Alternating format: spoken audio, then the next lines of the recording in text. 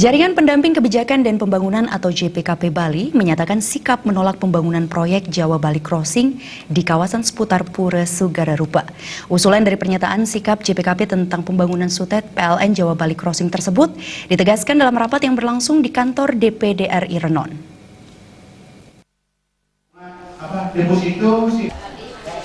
Rapat dihadiri puluhan pengurus DPW dan DPD JPKP seluruh Bali.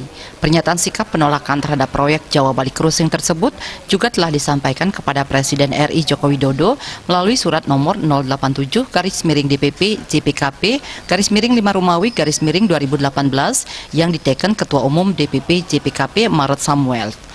Ketua DPW JPKP Bali Putu Gede Eka Budiase mengatakan JPKP sebagai relawan Jokowi tentu sangat mendukung sepenuhnya program kerja strategis pemerintah.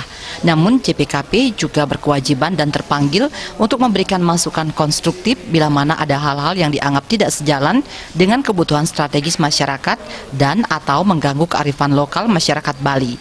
Dalam hal JPKP mengkritisi pola pembangunan jaringan listrik interkoneksi Jawa Bali Crossing yang menurutnya bukan tanpa alasan kuat, sebab telah melalui kajian yang mendalam dan berbagai pertimbangan serta kearifan lokal. Ditambahkan untuk memenuhi kebutuhan listrik sebaiknya dirancang melalui pola kemandirian energi di Bali sendiri.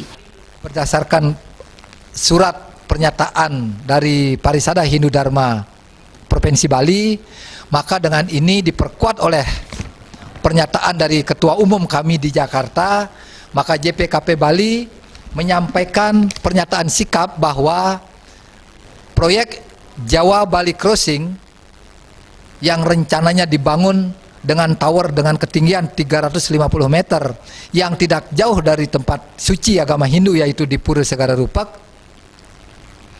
dengan tegas JPKP Bali menyatakan sikap bahwa ini tidak layak untuk dibangun di Bali.